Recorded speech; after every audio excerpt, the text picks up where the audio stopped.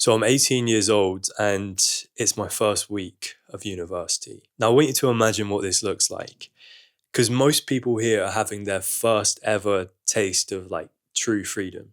You know, no parents around, no rules, lots of alcohol. You know, there's parties, things going on every single night.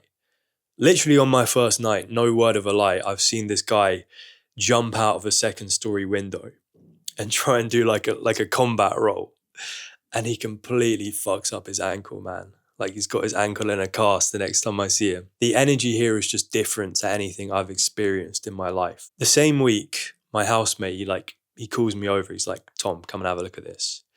And he shows me this Snapchat video of a guy in a different accommodation. He's got no clothes on whatsoever. He's running around outside just screaming. Like he's genuinely terrified of something. And the story goes that this guy took a mega dose of acid and he started hallucinating that his skin was on fire. And he thinks the only solution is to like run outside in the rain, completely naked, to extinguish the flames, I suppose. And this is a fucking crazy video, but I kind of like, after I finish finding it funny, I kind of deep it. I'm like, people are recording this. It's kind of fucked up. If that were me, I'd feel so embarrassed and humiliated. You know, I probably wouldn't leave my room for the rest of the year. I think everyone is just going to recognize me wherever I go. They're all going to be judging me. Literally not more than a week later, I'm at a party with my housemate, the same friends. And who walks in? It's this guy from the video. And me and my friend recognize him and we're like, oh shit, it's the acid guy. But he strolls in to the middle of this party with his friends like nothing had even happened. You know, he's walking around dapping people up. I overhear like one guy talking to him about the video, like, damn bro, what happened in that video? That was fucking crazy, man. And he kind of laughs along with him. And then a minute later, they're just talking about like the homework for the next day, for the class the next day. And I'm thinking, what the fuck? This guy, he had probably the most embarrassing start to university that you could possibly have. And not even a week later, no one in this room even seems to care. Not one person cared.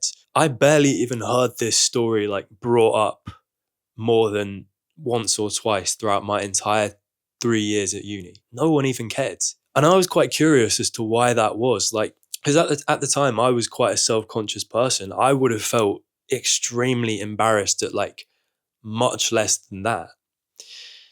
And I kind of did a bit of research into this topic, and I realized that the idea of people neither caring about nor remembering our awkward moments, our embarrassments, our fuck ups and social mistakes as much as we care about them is actually backed up by quite a lot of scientific research. Now, there's this idea that exists called the spotlight effect, which basically the idea is that we severely overestimate the amount of attention other people are paying to us at any given time. Like, so one of the main studies that really explored this idea of the spotlight effect involved a group of students being sent into this like really busy university library with a ton of people. And these students were wearing like a really embarrassing t-shirt, like this really ugly looking t-shirt with like an embarrassing graphic on the front. Would have been really hard to miss. And they had these students like circulate around the library for like a good half an hour. And when they got back, the researchers asked them to pretty much estimate like what percentage of people in that library do you think noticed your t-shirts? And those students who'd been wearing the t-shirts, they said, I think around 50% of them would have noticed. But when they polled the people in that library, when they asked them, okay, did you notice this group of students with the funny t-shirts? Only 23% of the people in that room could remember having seen those people. So it really shows that like people aren't actually kind of paying that much attention to you. They're kind of focused on their own lives. And what I found even more interesting was that of that 23%, only 10% of them could actually like remember what was on the t-shirt. could remember like what the image was. That image had kind of just been like discarded by their memories. When I tell you that people don't really care about you, like not in a horrible way, but they're just not thinking about you, they are the main character of their own life. I'm not just saying it for the sake of saying it. I'm saying that our brains literally process so much sensory information at all times that we don't have like the mental capacity to remember all of these like insignificant details about other people, like what they're wearing, or I don't know, they're like minor awkward moments. If our brains didn't filter out all of that unnecessary information, then they'd probably just implode. Like we'd go insane from like information overload. And this is actually why we get that thing. And you can probably think of a few examples of this where like we'll see a friend and like it takes us hours to realize that there's something like different about their appearance. Maybe they grew a beard, or maybe they're like wearing a different color when they usually wear the same outfit every single day. It takes us an awfully long time to even pick up on like subtle changes like that. But when it comes to ourselves, we probably spent like 2 hours just that morning thinking about some fucking zit on our face. And the other insight, which is kind of relevant to this, is this idea called the forgetting curve, which basically is how quickly we forget newly learned information. So let's say you're talking to some hot girl about your weekend, and it's a good conversation, but you're kind of you're a little bit awkward because you like her, you're a little bit self-conscious. You may be thinking about your body language a little bit too much. Like I used to have this thing where I'd get really self-conscious about whether my hands were in my pockets or should I have them out in front of me, like in space. Stupid shit like that. Or maybe you're self-conscious that you're not looking your best, maybe having like a bad hair day or something. I don't know. You might leave that conversation thinking, I absolutely bombed it. She thinks I'm so awkward. She hates me. But really, it's not that deep. Like, of course, it's not that deep, but scientifically, it's not that deep either.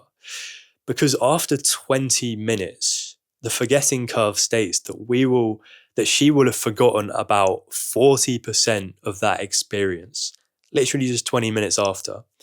I'm not just talking about the contents of what you were talking about. I mean like sensory information too. So what you look like, your tone of voice, all of your like body language signals. She would have forgotten almost half of that information within 20 minutes. And then after an hour, she would have forgotten 50 to 60% of the information. Maybe now she'll like vaguely remember what you were talking about. Then 24 hours later, she'll have forgotten 70% of it. 70%. Like if you're concerned about your awkwardness or the way you came across in that conversation, chances are that falls into the category of like insignificant information that her brain will have just discarded. So I guess the overall message that I'm trying to get across to you is that it really doesn't matter as much as you think. People really don't care about your like ungracefulness in your social life, your mistakes. If people either don't care or they just don't remember, then surely that means we can get away with more than a few mistakes. Surely that means we can take a few more risks and be more bold in our social life, because we know almost for certain that by the time everyone wakes up in the morning, they'll have forgotten. Hope you enjoyed this video, bro. I will see you in the next one.